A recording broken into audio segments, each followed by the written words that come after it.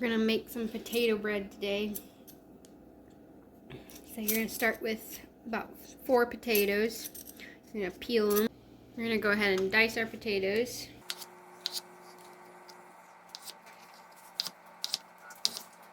The smaller you cut them, the quicker they're gonna boil.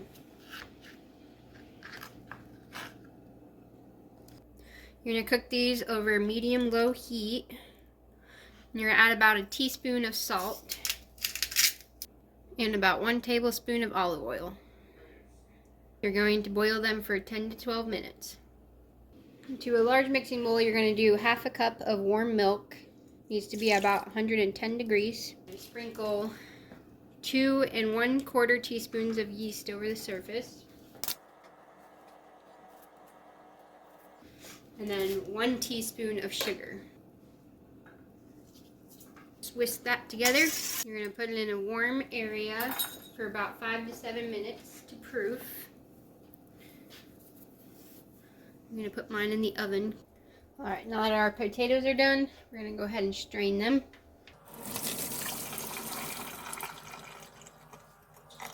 You gotta get as much of that liquid off as possible. We're going to put them back in the pan. Let them simmer on a medium heat for about 2 to 3 minutes. Do this to help take extra moisture out of them.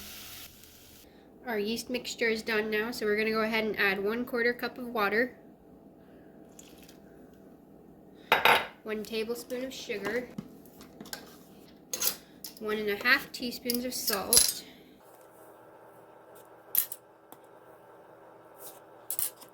and 1 egg. 3 cups of flour.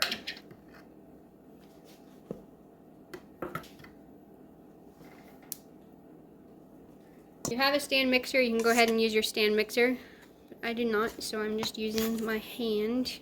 I'm going to knead this for about 2 to 3 minutes. This is how it'll look after about 3 minutes of mixing. We're going to go ahead and put a towel over it again and put it 10 minutes. Potatoes that we made, we're going to go ahead and mash them. Make a mess. You want 1/2 cup of mashed potatoes. You just want them to be very fine. Here's 1/2 cup of mashed potatoes. Go ahead and knead this together for about 3 to 4 minutes. After about 4 minutes of kneading, you're going to go ahead and put your softened butter, 4 tablespoons, in the middle of it. And then you're going to sprinkle 1/4 cup of flour over the top. You're going to mix this for about 10 minutes. At this point, you're probably going to need a little bit more flour. You can just go ahead and add a tablespoon at a time until you have the right dough consistency.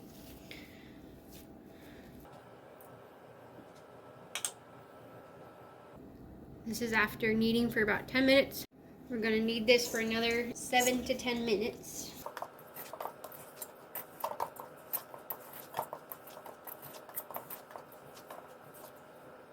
After kneading for about 7 to 10 minutes, you're going to go ahead and just make it nice and smooth. I do that by slowly rotating it and pulling it toward me. And we're going to go ahead and put it back into the bowl and let it rest for another 5 to 10 minutes. Now we're going to lightly grease our surface. Turn our dough out onto it. We're going to do slap and folds for 5 to 7 minutes. To do slap and folds, you stretch it out at the top a little bit, and then you knead it like this. And you fold it over, and you rotate it. Do it again.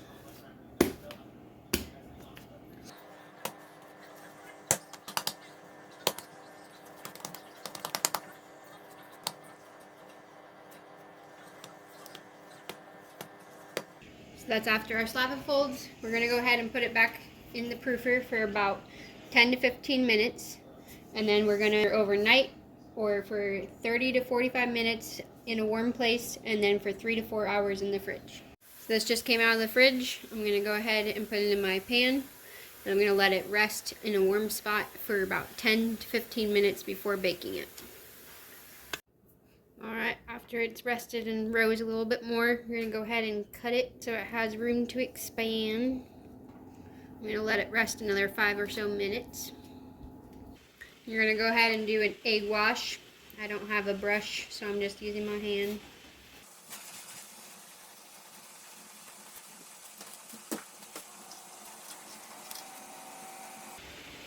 I'm going to go ahead and cover mine for the first 15 to 20 minutes just to keep it from overcooking. I'm going to dome it. It has room to expand. We're going to put this in the oven at 375 for about 20 minutes with the cover, and then we'll take off the cover.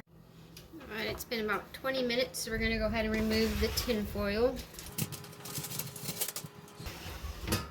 Bake it for another 15 minutes or so. It's been another 15 minutes.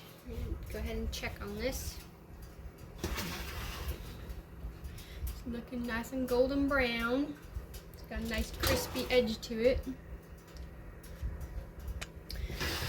We want this at about 190 to 210 internal temperature. About 95 degrees, so we're gonna go for another 10 minutes. Alright, so our bread's at about 183, so we're gonna go ahead and remove it from the oven and it'll continue baking.